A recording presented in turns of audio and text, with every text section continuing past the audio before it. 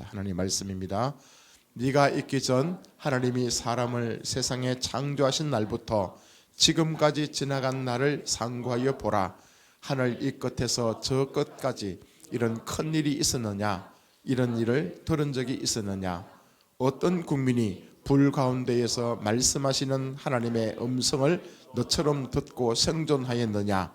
어떤 신이 와서 시험과 기적과 이사와 전쟁과 강한 손과 편팔과 크게 두려운 일로 한 민족을 다른 민족에게서 인도하여 낸 일이 있느냐? 이는 다 너희의 하나님 여호와께서 애굽에서 너희를 위하여 너희의 목전에서 행하신 일이라. 이것을 네게 나타내면 여호와는 하나님이시요 그 외에는 다른 신이 없음을 내게 알게 하려 하심이니라. 아멘. 하나님 살아계십니다. 지금 살아계셔서 우리와 함께 하시고 그분은 영이요 말씀이기 때문에 말씀하실 때에 여러분이 그분을 만날 수 있고 어떤 사람이랄지라도 그 하나님을 만나게 된다면 변합니다. 바뀝니다. 새로운 인생을 살아갈 수 있다고 저는 확신합니다. 그래서 오늘 오신 여러분들 아까 찬양할 때도 전도사님 그랬듯이 그냥 우연히 온 것이 아니라 오늘 이 말씀을 꼭 드려야 될 그런 사람들을 저는 보내주셨다고 믿습니다. 우리 예수 믿는 사람들은 어떻게 살아가는가? 말씀으로 살아가는 인생입니다. 왜냐? 그분은 말씀이기 때문에. 그래서 예수 믿는다 하면서 말씀이 없는 사람은 말씀을 듣지 못하고 또 말씀을 듣는다 할지라도 깨닫지 못하는 사람들은 한 번쯤 고민해 봐야 됩니다. 그분들은 예수쟁이가 아닙니다. 그래서 하나님의 사람들은 끊임없이 하나님의 말씀을 듣고 말씀을 먹고 마시고 또 말씀으로 인하여 힘을 얻고 말씀을 통해서 살아가는 것이 그게 하나님의 사람이요 예수쟁이인 줄 믿습니다. 이왕이면 예수님 믿고 난 뒤에 좀 그럴듯하게 믿읍시다. 그죠? 그냥 흉내만 내지 말고 껍데기만 예수 믿는 모습 살지 말고 그냥 우리 속 사람이 우리 영혼이 우리 생각과 마음이 완전히 그분과 같은 생각, 같은 마음, 같은 비전 또 같은 그런 성품을 가지고 이 땅을 살아가게 된다면 우리가 한 번도 경험하지 못한 그런 아름다운 일들이 우리 삶을 통해서 그대로 저는 드러나게 될 줄로 믿습니다. 여러분 주위의 사람들 보게 되면 어떤 사람들이 매력적입니까? 어떤 사람들 참 부러워하십니까? 말씀의 사람이요. 그 안에 성령으로 충만한 사람이요. 어떻게 보아도 하나님이 금방금방 나타날 것 같은 그런 사람들이 멋진 사람입니다. 세상에서는 돈 많고 잘생기고 권세가 있고 명예가 있는 사람들 그들이 좀 인기가 있다 하지만 여러분 들의 풀처럼 안개처럼 그냥 잠깐 있다가 사라지는 게 인생 아닙니까? 그러나 하나님의 사람들은 그 영원한 말씀을 소유하고 있고 그 말씀대로 삶을 살아가는 그런 사람들은 변치 않습니다. 수세기가 지나도 그럼에도 불구하고 많은 사람들이 그 말씀의 사람을 본받기를 원하고 또 그분 따라 살기를 원하는 것 아니겠습니까? 자, 오늘 성경에서 말씀하는 이 모세 보십시오. 이제 모세 오경을 기록한 또 저자이기도 하죠. 모세를 통해서 볼 때마다 얼마나 참 기가 막힌 사람입니까? 모세. 또 신약 성경에 와서는 사도 바울처럼요. 바울처럼 어느 누구도 이 모세와 바울이나 이런 인물 앞에서는 다 기가 죽을 것입니다. 왜 기가 죽습니까? 그들이 우리보다 밥을 많이 먹었습니까? 그들이 우리보다 돈이 많습니까? 아니요, 그죠? 그분들은요 하나님의 음성을 듣는 사람들, 하나님의 말씀을 듣고 그대로 따라갔던 삶이 있기 때문에 참 어찌 보면 인간적으로 봤을 때는 조금 그렇다 할지라도 영원토록 잊지 않을 그런 이름을 소유한 그들이라 저는 믿습니다. 그래서 이왕이면 우리가 말씀을 보다가 자꾸 그렇게 생각하십시오. 나도 좀 거룩해지고 싶다. 나도 좀 말씀 따라 살고 싶다. 나도 이왕 예수 믿고 살아가는 거 예수쟁이라고 좀 일컬음을 받는 그런 인생이 되고 싶다. 이왕이면 이 땅 살아가면서 많은 후대 사람들에게 그래 맞다 저 사람 진짜 예수쟁이다. 진짜 하나님을 믿는 것 같다. 와 저분 보면 하나님이 살아있는 것 같다. 자, 그런 칭찬을 받기를 축복합니다. 그런 사람들에게 또 인정받는 것, 물론 사람들의 인정이 중요한 게 아니라 하나님께서 그분들과 함께 하실 때에 그런 일들이 나타나게 될 줄 믿습니다. 그래서 신앙생활이라는 것은 한꺼번에 이루어지지 않습니다. 저와 여러분들 신앙생활 하는 거 보면 어떤 사람은 3년이 지나고 10년이 지나고 20년이 지나고 50년이 지나도 그 이상을 여러분 흘러간다 할지라도 아직도 주님 앞에서 완벽한 사람이 없습니다. 여전히 부족하죠. 여전히 하나님 앞에 죄송스러울 따름이죠. 은혜를 몰랐을 때는 그냥 내 잘난 맛에 남들에게 인정받고 싶고 남들이 나를 칭찬해주면 그게 아름다운 인생이고 예수 잘 믿는 인생이라 생각했는데, 그러나 어느 순간 진리의 빛으로 우리 더 가까이 찾아오신 그 주님을 만나게 되면 드러나는 게 뭡니까? 나는 아무것도 아닙니다. 나는 아무것도 아닙니다. 내 안에 선한 것이 아무것도 없습니다. 내 생각하는 것들 다시 한 번 더 정리해 보니까 이 생각들이 하나님의 생각이 아니라 철저하게 인간적인 생각들로 사단 마귀가 나에게 집어넣어준 그 프로그램대로 내가 살아가는 그 모습을 발견하게 할 때마다 끔찍하죠, 여러분. 와, 내가 이렇게 예수 믿었구나. 내가 이렇게 참 엉터리같이 내 자신 이기적으로 그렇게 예수를 믿었구나. 그것을 여러분 발견하게 될 줄 믿습니다. 그래서 예수 믿는 것은 더 다른 게 아니라 이것을 발견하는 과정이라 생각합니다. 절대로 자기 자신이 난 의롭다, 난 하나님 없이도 잘 살 수 있다, 내 노력과 내 지혜와 내 의지, 그것을 가지고 열심히 살아가면 아름다운 결과물을 도출해낼 수 있는 그런 인생이 된다, 그렇게 생각하는 사람들은요 아직 하나님과 너무나 거리가 먼 사람들입니다. 처음에는 우리가 그것 때문에 왔잖아, 그죠? 난 괜찮은 사람인데. 자, 그러나 시간이 지나면 지날수록 하나님의 은혜의 빛이 비치면 비칠수록 하염없이 우리 주님 앞에 난 아무것도 아닙니다. 난 아무것도 할 수 없습니다. 난 어쩔 수가 없습니다. 그 고백이 진심으로 이루어질 때 그때 뭡니까? 예수님 필요합니다. 내 인생에게서 예수가 필요합니다. 예수님 도와주십시오. 예수님 당신이 아니고서는 난 도무지 존재할 수가 없습니다. 그런 모습으로 우린 주님 앞에 서는 그 사람들이요 은혜를 받은 자요 복된 하나님의 사람임을 저는 믿습니다. 저와 여러분 그렇게 되길 바랍니다. 그래서 오늘 이 말씀을 제가 참 들고 섰으면서도 굉장히 제 마음속에 부담스러운 게 뭐냐면, 처음부터 끝까지 하나님의 은혜로 된 인생이 바로 나였구나. 사도 바울이 고백했던 것처럼 하나님의 은혜로, 주님의 은혜가 아니고서는 감히 내가 이 자리에 설 수 없는 그런 사람이구나. 그것을 고백합니다. 고린도전서 15장 한번 봅시다, 그죠? 나는 사도 중에 가장 작은 자라. 지금 이 말씀은 사도 바울이 예수 믿고 난 뒤 한 25년 정도 지나고 난 뒤에 인생의 황혼기 늦음하게 이제 그때 고백합니다. 사도 중에서 가장 작은 자라. 나는 하나님의 교회를 박해하였으므로 사도라 칭함받기를 감당하지 못할 자니라. 여러분, 이 사도 바울은요 위대했습니다. 똑똑했습니다. 학문적인 배경도 뛰어났고요.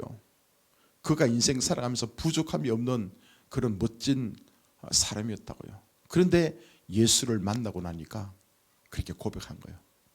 난 사도 중에 가장 작은 자다.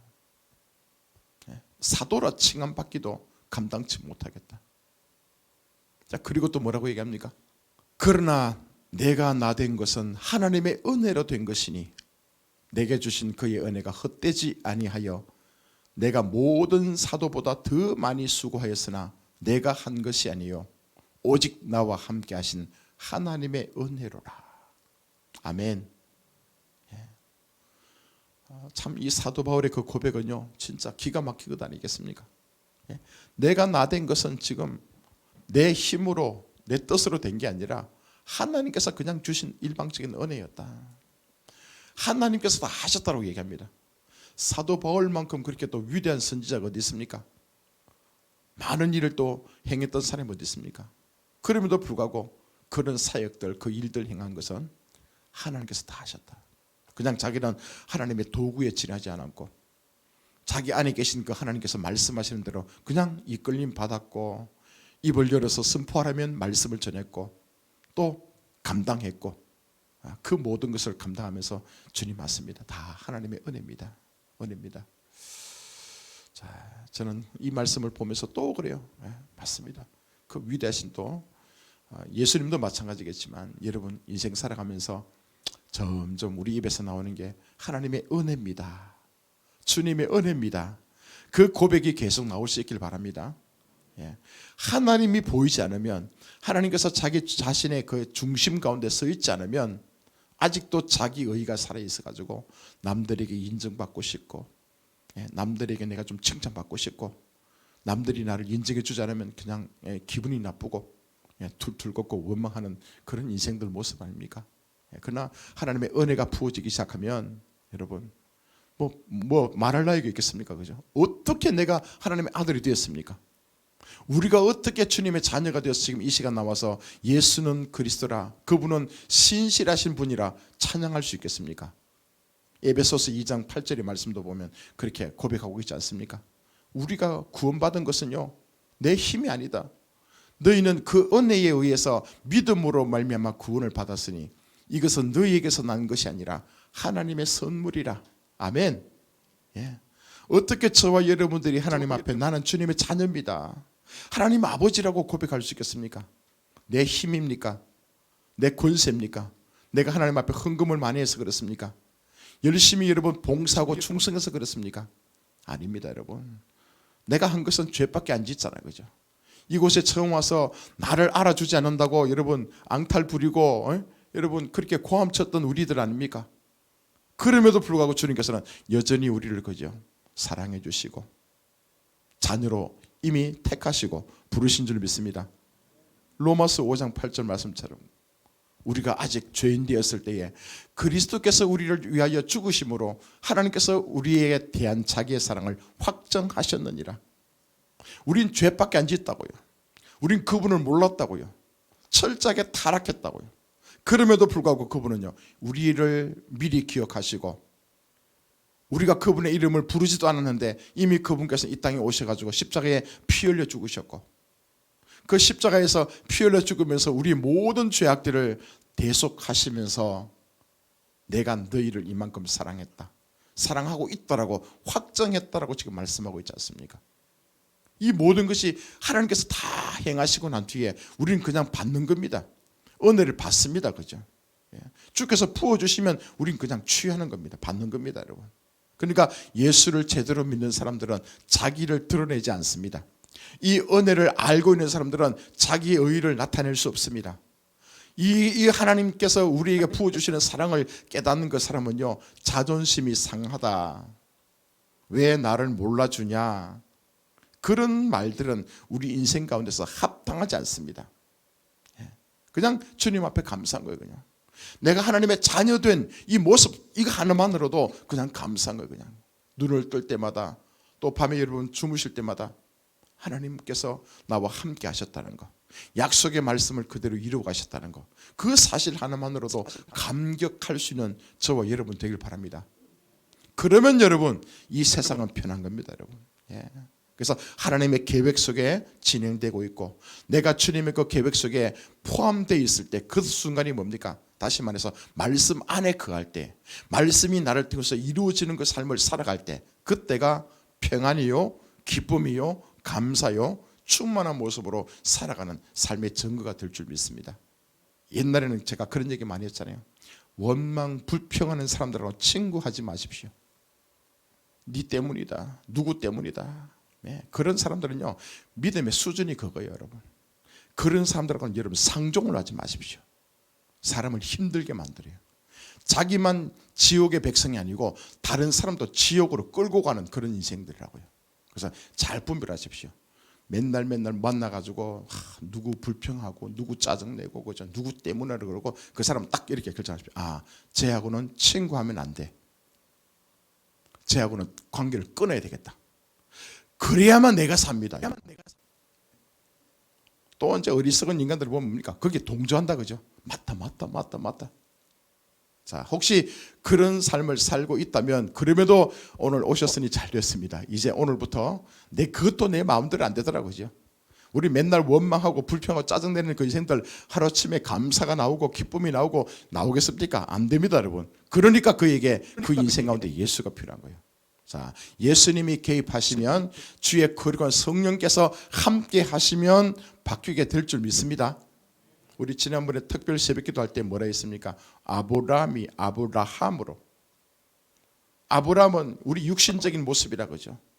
자기가 노력하고 자기가 수고하면 무언가 잘 될 것이라는 그런 인생이었다면 아브라함은 뭡니까? 그 가운데 하나님의 호흡이 임했다. 하나님의 생명이 다시 그에게 부어졌다. 그러면 아브라함이 된다. 이건 엄청난 여러분 그 변화입니다, 그죠? 성경에도 보게 되면 이게 전체 맥락이 그렇습니다. 육신의 사람들에서 성령의 사람으로 하나님의 사람으로 변화되는 가장 키포인트는요, 해가 있어요. 하나님의 생명이 그곳에 임하게 될 때, 하나님의 호흡하는 그 모습으로 삶을 살아가게 될 때는 전혀 다른 인생으로 바뀌어가는 것을 보게 됩니다. 그러면 신약 성경에도 예수께서 이 땅에 오시고 난 뒤에 십자가에 피 흘려 죽으시고 부활 승천하시고 난 뒤에 그 다음 뭐합니까? 약속했던 성령이 모든 남종과 여종에게 부어지게 될 때 성령님 누굽니까? 해요, 그죠? 해.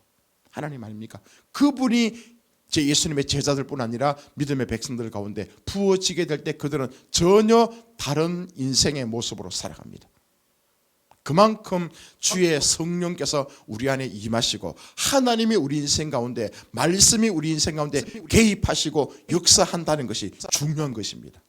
그래서 하나님의 말씀이 들리지 않고 주의 성령의 역사가 없는 그 인생은요, 자기가 아무리 발버둥 치고 아무리 노력해도 계속 다람쥐 쳇바퀴 돌듯이 그 자리에서 돌고 있습니다. 여전히 자기중심적이고 여전히 어둠 속에 있고 여전히 그런 무덤 속에 갇혀 있고 여전히 뭡니까? 자기 인생은 그런 죄악의 사슬 속에 묶여 있기 때문에 자유가 없고 안식이 없고 기쁨이 없고 평안이 없는 것입니다. 그러나 그곳에 예수가 개입하고 말씀이 임하게 되고 성령의 역사가 나타나기 시작합니다. 모든 결박이 끊어지고 어둠의 나라에서 빛의 나라로, 불평 원망의 상태에서 감사하는 모습으로 그냥 저절로 바뀌게 될 줄 믿습니다. 지금 우리가 지금 해야 될 일들은요, 주님 앞에 겸손하게 머물러 있어야 됩니다. 하나님 말씀을 대하면서 사모하는 마음이 있어야 됩니다. 주님, 내 삶을 돌이켜보니까 이게 진짜 예수 믿는 인생이 아닌 것 같았습니다. 무슨 얘기잖아요, 그죠? 내가 10년을 교회 다녔는데 20년을 교회 다녔는데 그 이상을 교회 다녔지만 진짜 내 마음속에 구원의 확신이 없습니다. 지금 당장 죽고 난 뒤에 천국 갈지 지옥 갈지 난 모릅니다. 그래서 오늘 제가 여러분에게 드리고 싶은 그 내용이 뭐냐면, 다시 한 번 더 우리 인생 살아가면서 내가 교회 와서 무슨 일을 하고 어떻게 활동하고 또 뭐 전도하고 선교하고 또 교회를 세우고 이런 어떤 외적인 여러 상황들을 다 내려놓고 내 자신이 하나님과 나와의 관계 속에서 지금 나는 어떤 존재의 모습으로 서 있는가, 지금 오늘 이 얘기를 하고 있는 거예요. 굉장히 중요한 얘기입니다. 우리가 주님의 사역을 감당하다 보면 지치고 힘들고 어떤 목표를 향해서 열심히 달려오잖아요, 그죠? 열심히 내가 수고하고 노력은 했지만 어떤 결과물이 도출됐다 할지라도 또 때로는 뭡니까? 또 우리가 쓰러질 수 있고 낙심할 수 있거든요. 자, 그때일수록 다시 한 번 더 자기 자신을 돌이켜보는 거예요. 내가 지금 어디에 서 있는가? 하나님은 우리를 부르시면서 일 시키기 위해서 이 땅에 부르신 건 아닙니다. 하나님의 아들로 부르셨잖아요. 우리의 소속이, 우리의 존재 자체를 하나님의 아들의 모습으로 부르셨기 때문에 하나님의 아들이 되었다면 그 아들이 하나님의 양식을 먹고 말씀을 자꾸 먹고 마시고 자라나면서 저절로 여러분 일은 하게 되는 겁니다. 그 일을 누가 합니까? 처음에는 내가 했죠.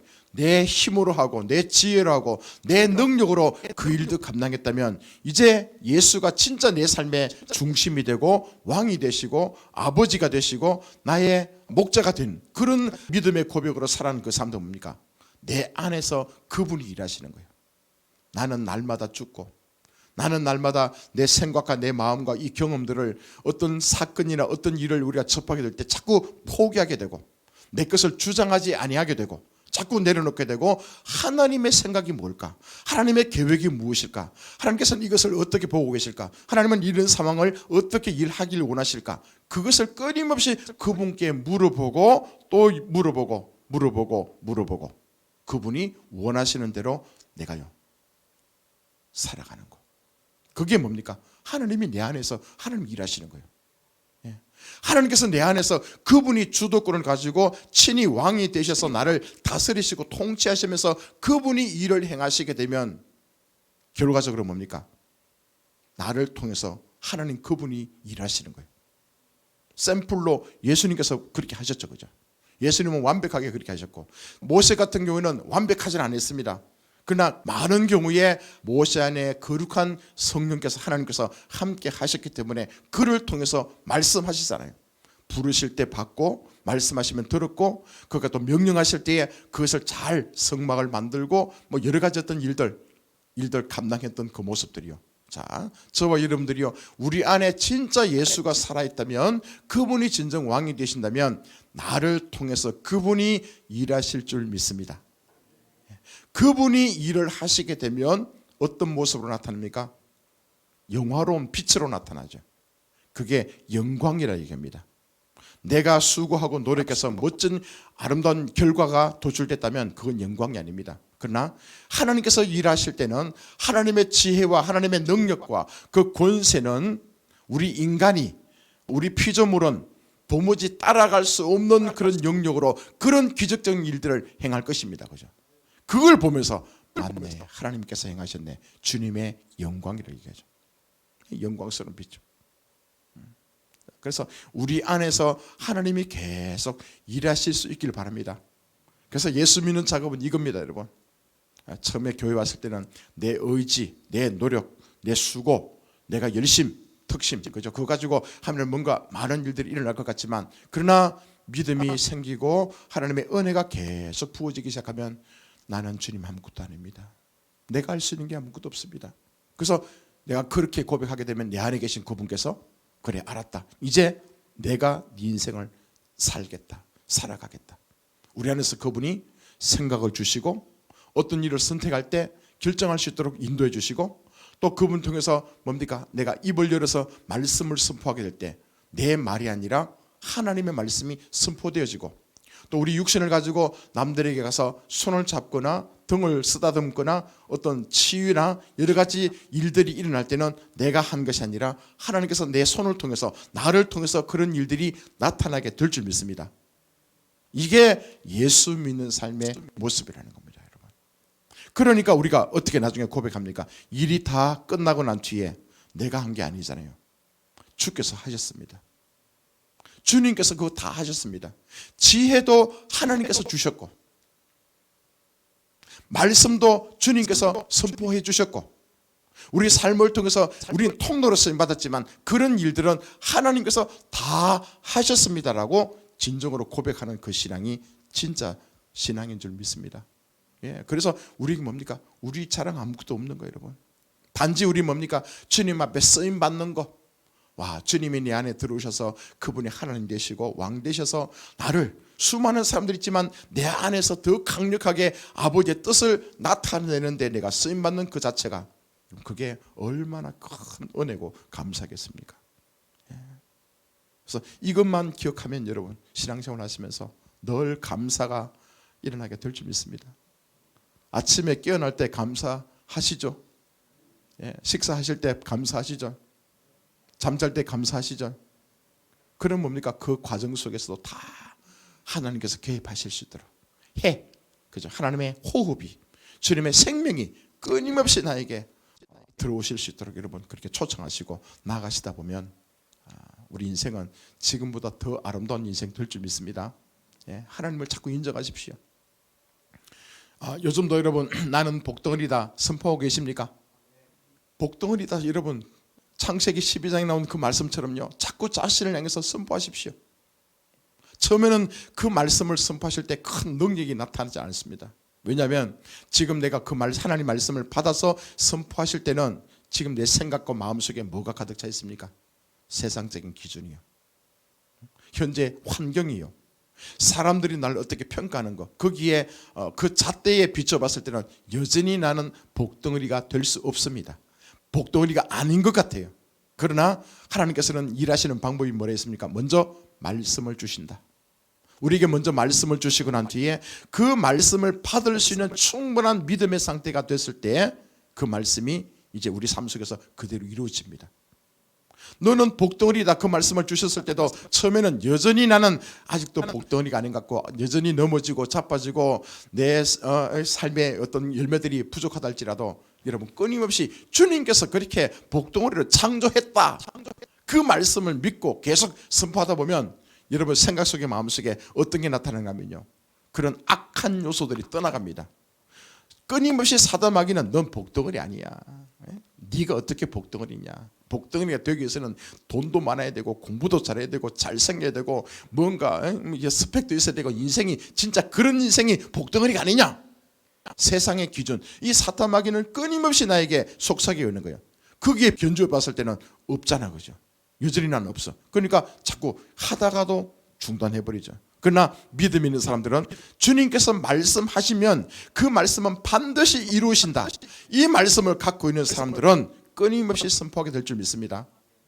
하나님 이름 가운데서 엘로힘, 엘 하나님이다, 로힘 복수형이다, 그죠? 그분은 힘들의 하나님이다. 어떤 힘이요? 나를 구원해 주실 수 있는 힘, 나를 치료하실 수 있는 힘, 내가 어떤 수렁 가운데 빠져 있을지라도 나를 건져내실 수 있는 힘, 구원하실 수 있는 힘. 예, 여러분 인생을 살아가면서 진짜 필요한 모든 영역에 있어서 그분께서 개입하시고 도와주실 수 있는 하나님이심을 믿습니다. 그게 엘로힘 하나님인 거죠. 자, 그 다음에 또 뭐 예호바, 오늘 나왔죠, 그죠? 예호바. 이것을 네게 나타내시면 여호와는 하나님이시요. 여기 여호와는 예호바. 예호바 뜻이 뭡니까? 하나님은 스스로 계신 분이다. 스스로 계시면서 끝나는 게 아니고 스스로 계시면서 끊임없이 우리를 잘 되게끔 도와주시는 하나님이시다. 자, 하나님은 엘로힘 하나님은 힘들의 하나님이시고 예호바 하나님은 스스로 계시면서도 우리를 도와주시는 분이다. 그 다음에 엘샤다이 하나님 또 했죠. 엘샤다이, 그분은 하나님이시면서 뭡니까? 한번 약속하시면 반드시 그 약속을 이루어 가시는 분이다. 언약을 성취하시는 하나님이시다. 아멘, 그죠? 또 나중에 여호와의 이름 가운데서 라파 하나님이다, 이레 하나님이다, 샴마 하나님이다, 여러 다양한 이름들로 인해서 자기 자신이 어떤 하나님인가를 우리한테 계시해 주고 있죠, 그죠? 적어도 이 세 가지 기본적인 요소는 꼭 여러분 기억하십시오. 엘로힘의 하나님이다. 내가 믿는 그 하나님은 그런 존재라는 거예요. 나를 어떤 상황 속에도 끄집어내실 수 있고 구원하실 수 있고 잘되게 하실 수 있는 그런 전능하신 하나님이다. 그분은 내가 있어서 존재하는 것이 아니라 내가 없다 할지라도, 온 세상 인구가 없다 할지라도 그분은 스스로 존재하신다. 스스로 존재하시면서 세상을 향해서 말씀을 선포하실 때마다 다 이루어 가시더라.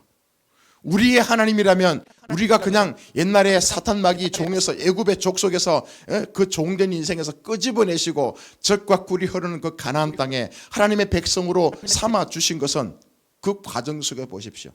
주께서 뭡니까? 끊임없이 우리를 도와주시죠. 말씀으로 도와주시고 지켜주시고 보호하시고 함께 하시면서 자기 아들의 모습으로 든든하게 세워가시는 좋으신 하나님. 자, 또 그분이 말씀하신다. 너는 복덩어리다 했으면 그 복덩어리의 말씀을 우리가 잘나고 똑똑해서 그런 게 아니라 그분은 말씀이시기 때문에 자기가 한번 뱉은 그 말씀은, 그 신실한 약속의 말씀이 그대로 이루어지기 위해서 하나님은 일하신단 말입니다. 하나님 그런 분이에요, 여러분. 자기가 말씀하시면요, 이건 세상 다른 신들은 급하면 약속해놓고 배가 부르면 뭡니까? 약속 잊어버리죠. 약속을 여러분 바꿔버리잖아요. 그러나 하나님은 절대 그렇지 않다는 거예요. 내가 이렇게 하겠다, 내가 너를 이렇게 택했다, 내가 너를 이렇게 붙들어 주겠다, 내가 너를 이런 존재로 만들겠다, 그렇게 한번 선포하신 하나님이라면 반드시 그 말씀을 자기의 존재 이름, 자기 이름을 걸고 맹세하면서 그 말씀을 이루어 가시는 신실하신 하나님. 멋지지 않습니까, 여러분? 하나님 우리 인생과는 다릅니다, 여러분. 그래서 여러분 말씀을 붙들고 나아가시다 보면 반드시 그렇게 될 줄 믿습니다. 시편 23편에도 뭡니까? 자기 이름을 위하여 의의 길로 인도하시는 데다. 자기 이름을 위해서 나를 의의 길로 인도하시는 데다. 나를 위해서가 아니고 더 궁극적으로는 하나님 자신의 이름을 위해서 우리를요 택한 백성들을 잘 되게끔 의의 길로 인도하실 수밖에 없다는 얼마나 기가 막힌 주님의 그 약속의 말씀입니까? 자기의 성품을 걸고 자기 이름을 위해서 의의 길로 인도하신다. 성경 곳곳에 보십시오. 그래서 하나님의 이름을 더럽힌 자들, 하나님의 이름을 망령되이 일컫는 자들, 그들 하나님께서는 심판하십니다. 아주 미워하세요, 여러분. 그만큼 하나님 자기 영광 있잖아요. 그 하나님의 이름에 합당한 그 모습대로 살아가니까. 오늘 이 말씀은 신명기 말씀은요 이거거든요. 모세를 지금 등장시킵니다. 그 당시에 바로왕, 하나님을 알지 못했던 이 바로왕을 통해서 2살 밑으로 남자아이가 태어나면 다 죽여라. 그런데 어떤 히브리 여인이 아들을 낳았습니다. 아들 낳았는데 보니까 준수해요. 너무 멋져요. 잘생겼어요. 도무지 못하면 죽일 수가 없습니다. 그 아들을 고이 품고 젖을 먹이면서 기르다가 갈대 상자에다가 넣어가지고 강물에 띄워보내죠. 그죠? 띄워보내는데 마침 바로왕의 공주가 그곳에 산책하러 하나님께서 가도록 하시고 그 갈대 상자가 쭉 오는 데에 갑자기 거기서 아기가 웁니다. 그죠? 쳐다보니까 히브리 아이요. 건져내가지고 물에서 건짐받았다. 모세의 누이가 자기 어머니를 유모로 이렇게 바꿔가지고 소개시킵니다. 그래서 바로의 궁중에서 엄마 젖을 먹고 자라납니다. 바로의 왕자가 되죠. 왕자가 돼가지고 그 당시 애굽의 모든 학문들, 천체, 기술, 역학 관계없이 최고의 학문을 이 모세가 두루 섭렵합니다. 왜냐? 차기 왕이 될 수도 있으니까. 40년 동안 그 궁중에서 화려한 생활을 하죠. 자, 그러다가 어느 날 때가 됐으니까 자기 동족 히브리인들이 곤욕을 당하는 것을 보게 됩니다. 어떻게 밀쳤는데 애가 죽어버렸어요. 그죠? 그때부터 뭡니까? 도망자의 신세가 됩니다. 그냥 광야로 쫓겨나가서 미디안 광야에서 무려 40년 동안 바깥에서 소 키우고 양똥 치우고 그냥 거기서 휘바람 불면서 이 광야 생활을 합니다. 철저하게 자기 인생의 처음에 40년 동안은 앞으로 내가 애굽의 왕이 된다면 꿈도 있었고 비전도 있었겠죠. 그러나 광야로 쫓겨고 난 이 40년 동안 철저하게 뭡니까? 나는 할 수 있는 게 없다. 나는 도망자요.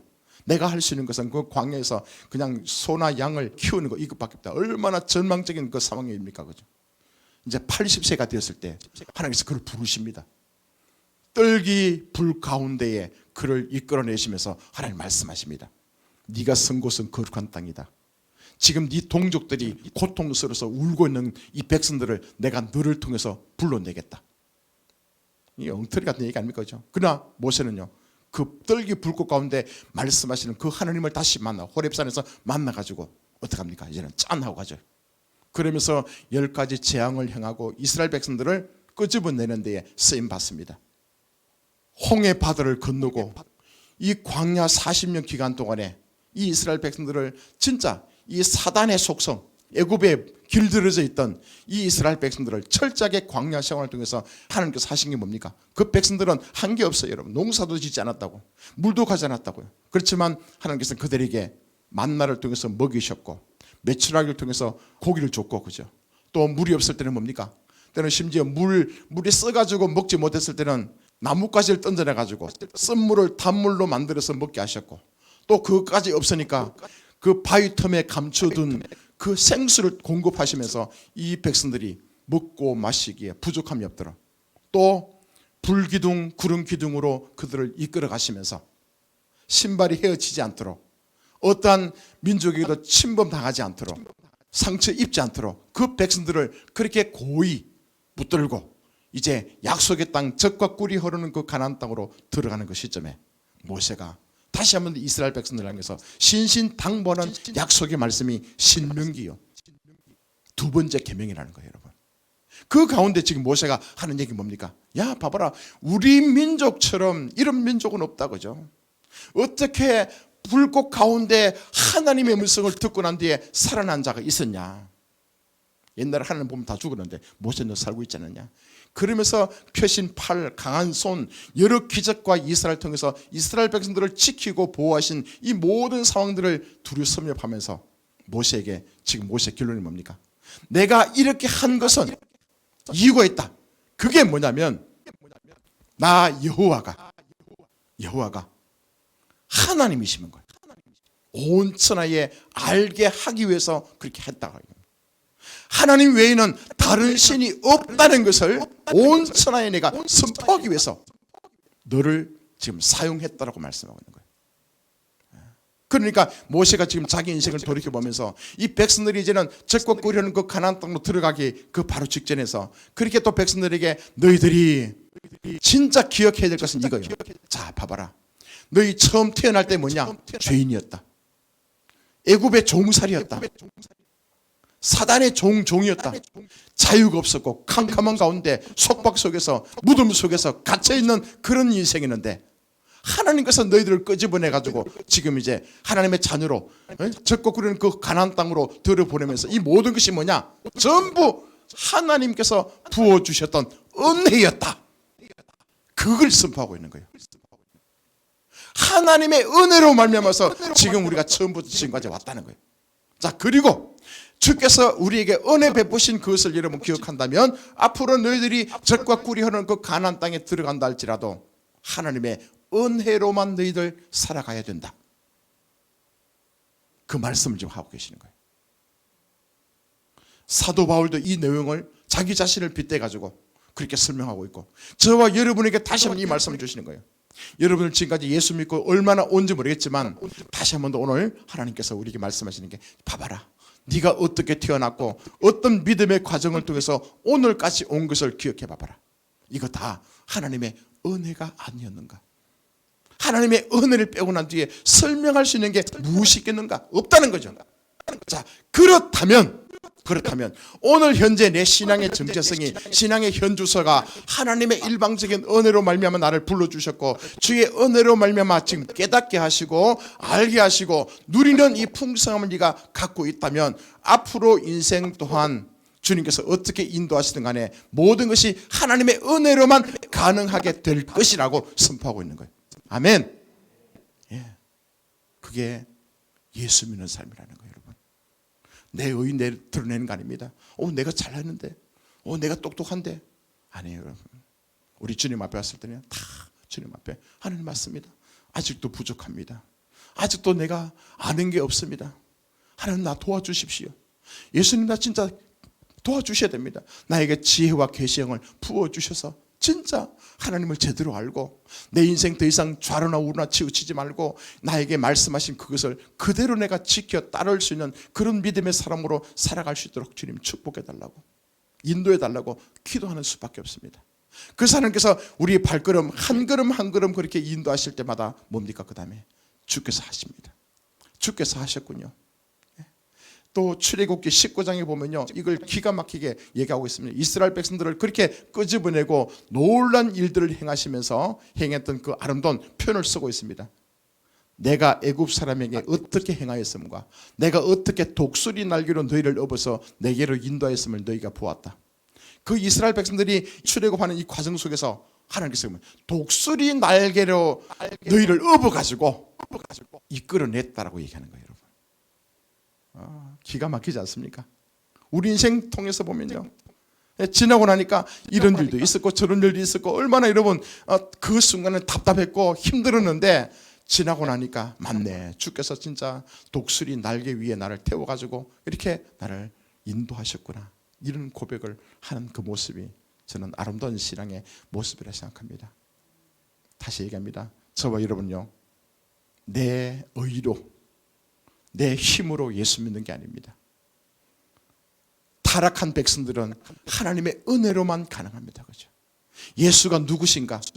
예수께서 나에게 말씀하시는 것을 어떻게 내가 진리의 말씀으로 깨닫고 내가 새로워질 수 있겠습니까? 하나님의 은혜가 아니고선, 성령께서 깨닫게 주시지 않고서는 절대로 우리는 알 수 없습니다. 그래서 깨닫는 것만큼, 아는 것만큼 겸손하게 아버지의 말씀을 받아들이고 아멘 하시고 감사하시고 또 기쁨으로 기대하며 살아가는 그런 아름다운 인생 되기를 바랍니다. 자, 그렇게 마음의 결정을 하고 살아가신다면 주님께서는 계속 우리에게 말씀하시고 놀라운 일들을 허락하시고 인도하실 줄 믿습니다. 다 그 주님의 축복 속에 하나님의 약속의 말씀이 나를 통해서 하나씩 하나씩 이루어져 가는 것을 보면서 기뻐하고 감사하는 저와 여러분 되기를 축복합니다. 아멘. 우리 찬양합시다.